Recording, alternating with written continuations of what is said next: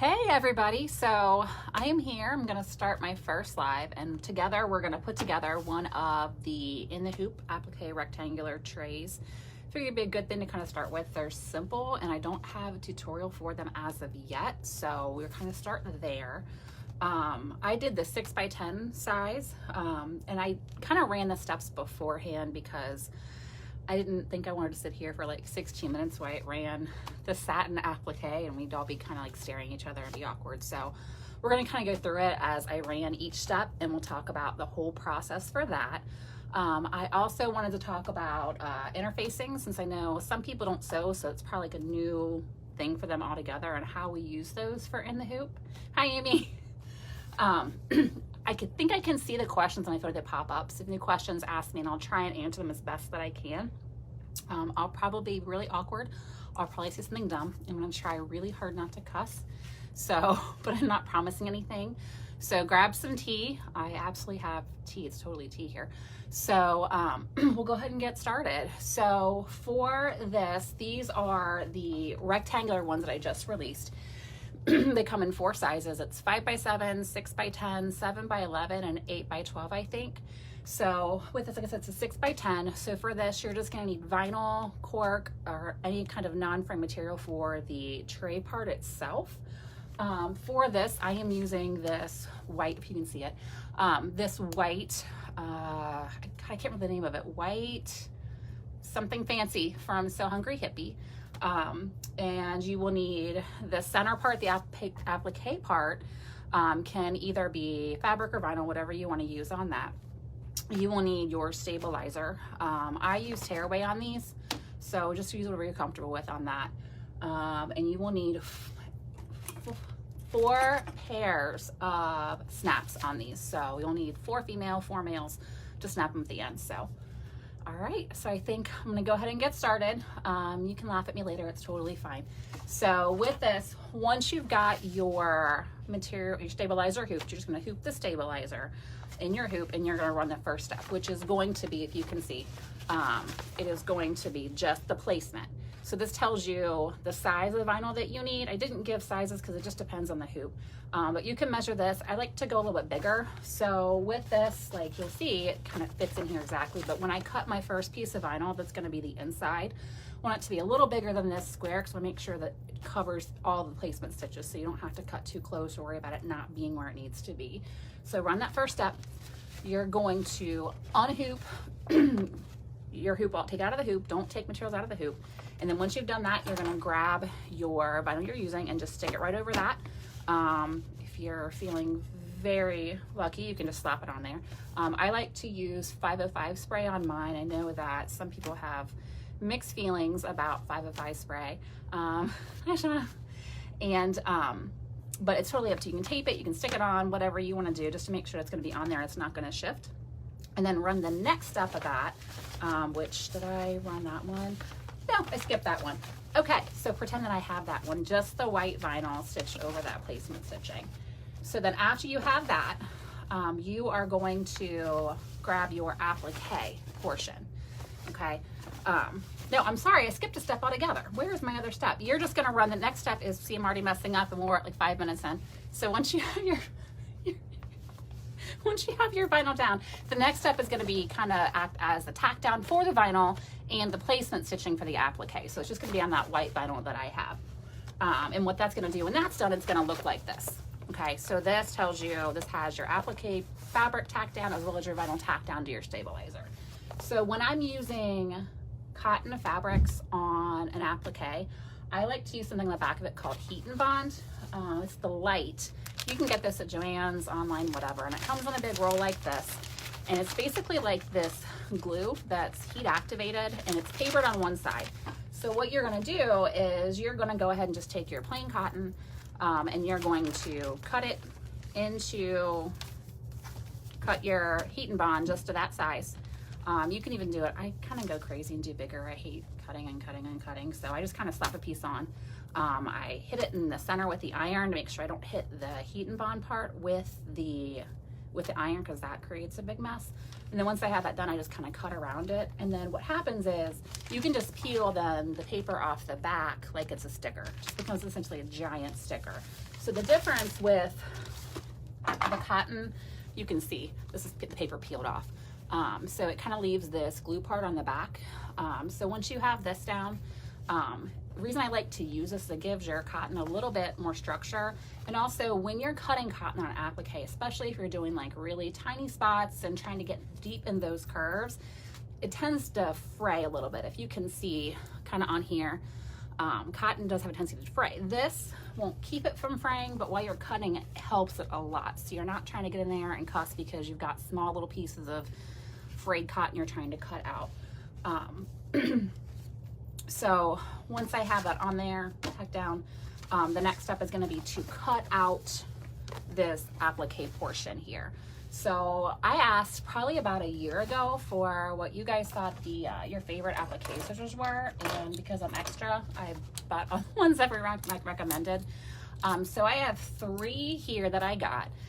These are by far my favorites. These are, I think, 4-inch, maybe 3-inch Tula duckbill applique scissors, and they're awesome. They're great. They get in there, they cut, they're comfortable to hold, especially when you're like doing a lot of cutting. Like my fingers get sore because I guess I'm old. But I will say too, I have this other pair. These are Kai's, I think, and you'll notice the difference. If you can see the ends of them, they're a lot tighter and smaller. So when you're cutting into like a really, I don't know, narrow area or a lot of curves and things like that, I like these to get in there. I have, my life's so out of control. I started these, never finished them, but if you can see, like, if you can see here on like how you would have to really cut in there, or even like these kind of deep spots here, when you have like cusps and curves, I like the Kai's to really get in there as I'm cutting it. And I've also got this pair too. I cannot remember who makes these, I'm sorry. But I do like them. I just tend to find myself reaching more for the Tulas and the Kai's. Those are the kind of the 2 that get the most use for me, and they're super sharp. I love them, they get in there. So a couple things about when you're cutting your applique. I don't know why I ran the same step twice and didn't run the step 4, but are you with me so far? So when I'm cutting appliques, what I like to do, if you can kind of see, I'm grab my Tulas, I kind of like to pull the fabric a little bit as I'm cutting. I want to cut as close to that line of stitching as I can without actually cutting the stitching. So I kind of, as I go, if you can see, my hand's kind of in the way here, I get in there with those duckbills, and it's great. You just kind of pull it as you go and just kind of make small cuts. Careful around the curves here. And I'm just gonna keep cutting around. And just as I pull, it helps me get closer to that line of stitching. And you'll see with this, I'll show you when I'm done what it looks like. Once you have the heat and bond on there, it really keeps it from pulling and fraying those fabrics. So cut, cut, cut, cut, cut.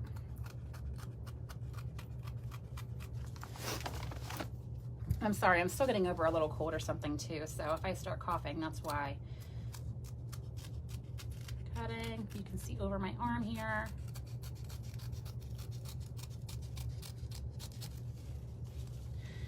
I generally, when I do my applique satin on mine, I have the minimum width set to like 3.5. It just depends on what the design is. That way it covers both the the piece of fabric that you cut on the one side of stitching and covers all the stitching up. On these, since it's kind of a simple, just rounded square, it's a little bit wider, which is nice, so you don't have to get quite as exact with it. But once this is all cut, you'll see with this, when I cut this, I was kind of pulling and it's frayed just a little tiny bit, if you can see on the fabric with the heat and bond, but it would be a lot worse if I was not using it. So that's why I like to use it. Once I'm done cutting around the applique, you guys can see, I tried to get as close as I could. I would probably go back around. Maybe there's some spots, I think, like around the curves that maybe I left a little longer. I'd go with my Kai's and just kind of trim those up. And get as close as I can to those. So this is what that completed stuff right before the satin is. So it'll look like this. It'll be in your hoop, obviously. And then once this is all trimmed up, you're ready to go ahead and run that next step, which is going to be the satin that covers all this up, all these edges up for you. So yeah, I guess I like to run the same step twice. I don't know what's wrong with me. So this is what it's going to look like once you have it all trimmed up, all the satin is around it. And now we're ready to do the last parts of the design and put it all together. So this would be on stabilizer, but I don't know what I was thinking and I pulled it out. So pretend it's still on stabilizer. So once this is done, you're going to have this in your hoop, and you need to grab your backing material, which is going to be to the same size that this first piece of vinyl was that you used. So flip your hoop over. So you're dealing with the back side of it when it's in your hoop, and you're going to grab your other piece of vinyl. And this is the vinyl, this is the backing. And we're going to throw that down there. And just like before we put the first piece of vinyl down, we're going to secure that. Again, I like to use 505 spray, but you can tape it, whatever. I wouldn't, especially the back, I would not recommend not securing it because it's going to shift and you're going to hate your life. So go ahead and get that secured on there. Sometimes vinyl, when you use vinyl as the backing, it tends to kind of drag on the machine, and you'll see that because the stitches will start dragging and looking really messy. It'll shift. If that happens on your machine, you have a couple options. You can, not use vinyl, but I'm going to use vinyl anyways. You can use parchment paper on the back of it, just kind of lay it right between the back of your design and your machine, and that helps kind of move it around and keeps it from sticking. You can use even a piece of like light tearaway stabilizer. You can use that and just pull that off. Anything just so that vinyl isn't dragging on the machine bed as you go. So once you have that done, you are ready to go ahead and remove everything. Actually, the next step, I lied. See, I'm messing up already. I should have scripted this. You're gonna run your placement steps. So before you unhoop it, don't hoop yet. You're gonna run your placement stitches for your snaps. Okay, so just those are gonna be 8 little circles, and that tells you where to place your snaps so they're all even. You don't have to worry about measuring or trying to figure it out on your own. So I want to say in other trays that I've done, I don't know if I had the placement for the snaps like before or after you run the backing. Ultimately, it doesn't really matter because you just need those spots really on one side so that you can mark them. So if I'm telling you wrong, I could be telling you wrong on this, but it doesn't matter whether the backing is attached first and then the snap placements are run, or the snap placements are run and then the backing step is run. It really just doesn't matter. So just do whatever the design says. If I had my life together more, I'd be able to tell you, but I can't remember now. So with this, when you get them poked out, so do the last set here together. So it's all trimmed out already, and I put 3 of the 4 sets in. I'm gonna do the last set with you. So with this, I have the holes. You can see the holes there. And I'm gonna take my awl, and some of you guys have a table press, so whatever you have, and I'm just gonna stick my awl right in through the center of that hole, if you can see, just to kind of make sure it's as close to center as I can get there. You can see. Same thing on the other side. So in here, I've got my holes punched. I'm ready to install the snaps. So with these, you want to make sure that when you're installing the snaps, you have a set that go together at each corner. So you're gonna have a male and a female in each corner because they're gonna fold together and snap together. So make sure you have male, female on the side facing up with the applique. So it doesn't matter which goes in first, male or female, it doesn't matter, but you need to make sure that you have a male and female at each corner. So, hi Vivian. So with that, take our last set and we'll put those in. And sorry, it's dark in here. I do all this in my basement, which is awesome because I have a lot of room down here, but at the same time, I don't have a lot of light, so hopefully this isn't too dark and you guys can see me. I did pink for Valentine's Day, because why not? So installing my snaps depends on how your method of installing them are. Press, either hand press, whatever. On these, the flat part is going to be on the back. So for all of these, you can see the pink on pink, flatter on back. You are going to go ahead and pop that in. Grab one of my male ones here. And where's my pliers? Oh, there. So with this, just pop those in there.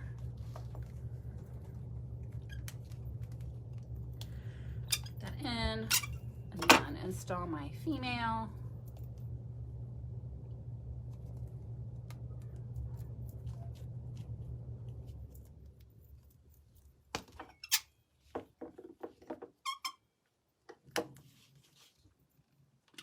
All right, so we are good to go. So this is finished. So all we gotta do now is just snap all of those corners together. This one wants to be difficult on me. There we go.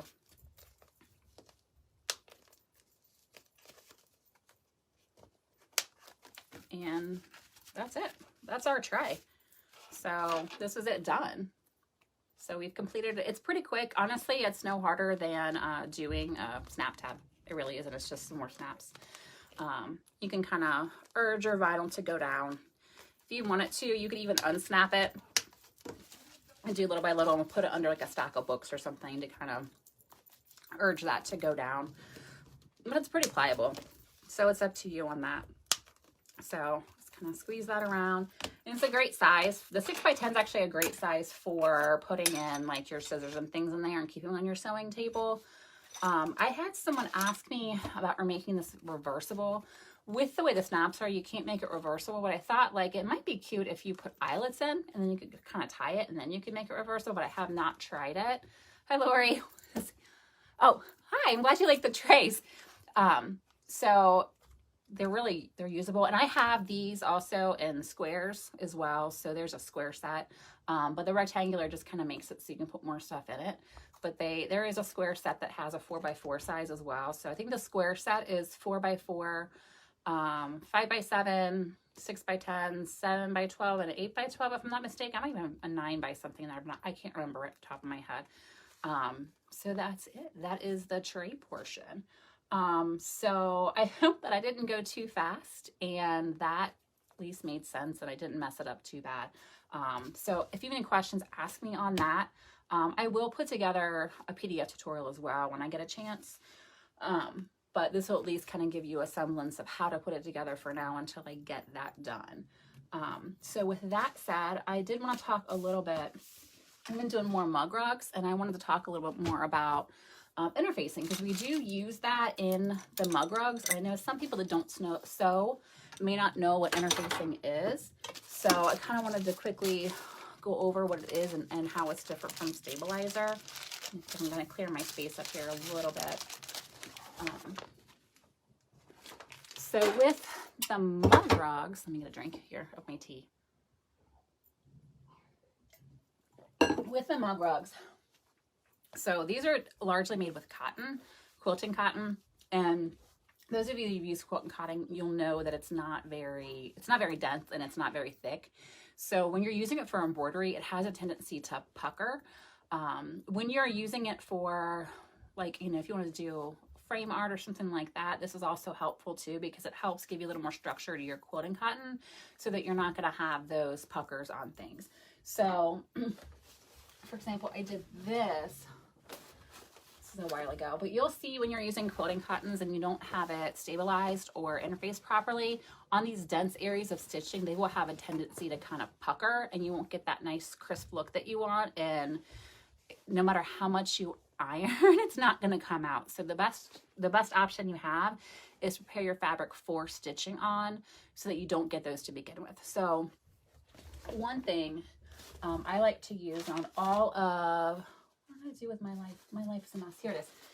One thing I like to use on any kind of cotton that I'm doing any embroidering on is woven fusible interfacing. So what I use largely is called Shapeflex 101 by Pellon.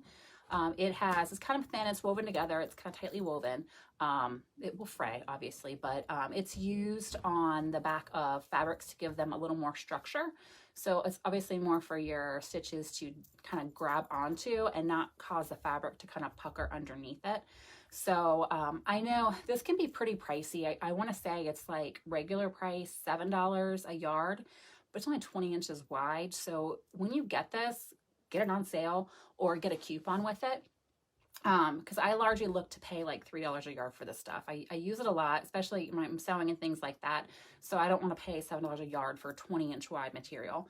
I know there are some small businesses that have alternatives to this. The only one that I can personally speak to is Emmeline Bags. It's a Canadian company. She has her own EB fuse. That's a nice alternative to this. So if you're in Canada and want to support a small business, it's a great place to go. There's other places too, but I have not tried them, so I can't speak to the quality.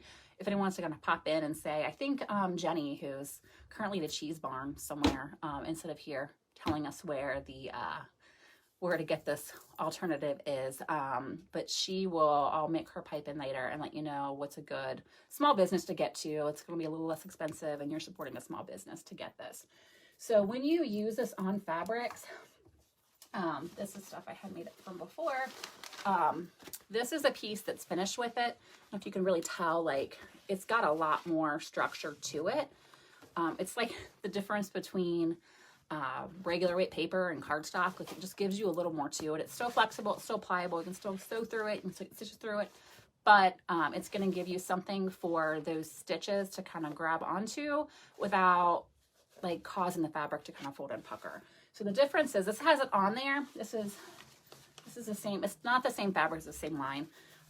This, you can see the difference in how, like, this just kind of, it's like tissue almost. This is quilting cotton. So always try and use some interfacing. Hi, Vicki. Use some interfacing on cottons when you're using them for anything with like heavy stitching. So even with this is kind of looks like a bean stitch, but I did use it on this because I don't want to deal with worrying about the folds and the puckers that might pop up. But especially when you're using things like satin or like appliques, it's really helpful to get that nice crisp overall product.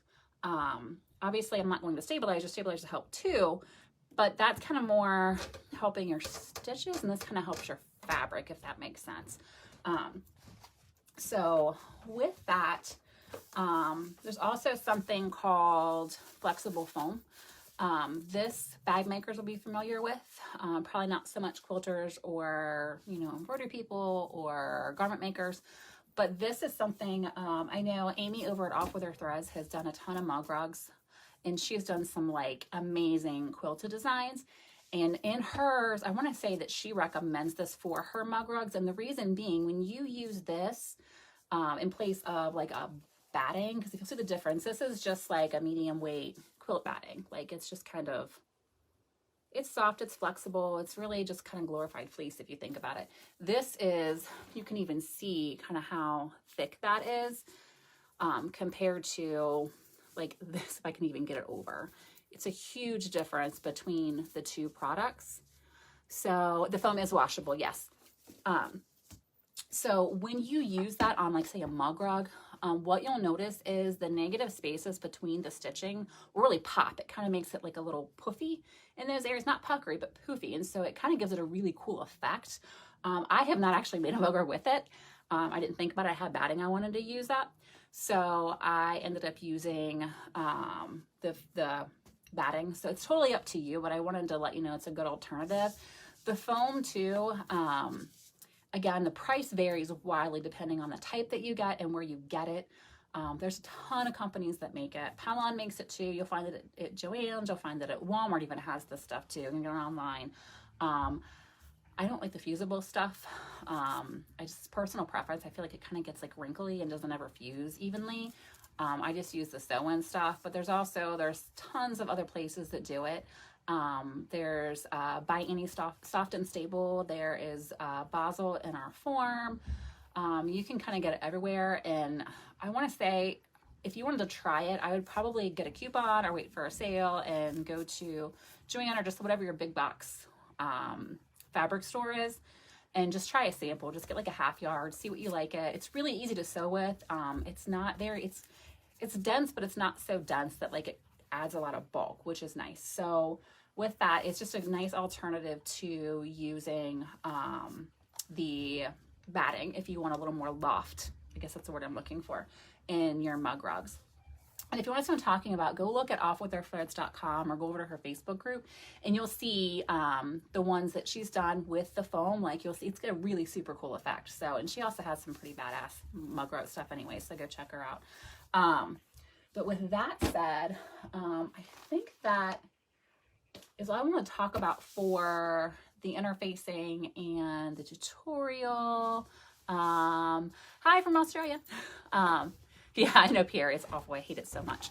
But so that's with that. So I know this was a little quick, but I also wanted to let you know, we are currently doing our big 10K celebration, because you guys are awesome. Thank you for being here.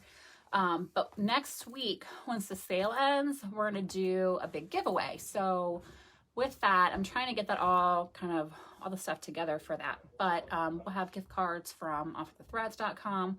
We'll have gift cards from Sincerely Jen Patterns. We'll have a gift card from Emmeline Bags.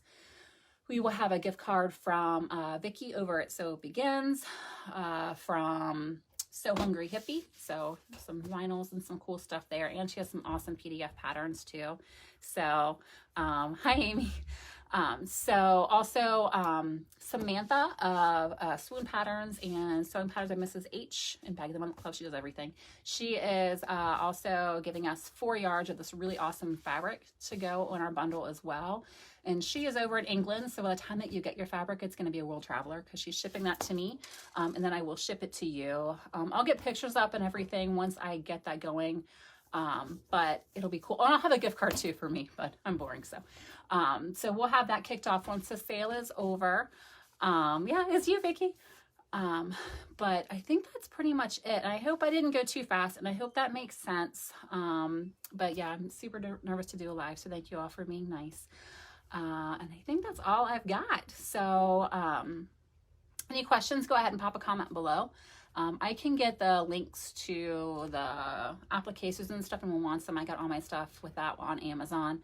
So I think that is pretty much it. So I think we've wrapped it up, and let me know if you guys want me to do another one of these and like what you would like to see.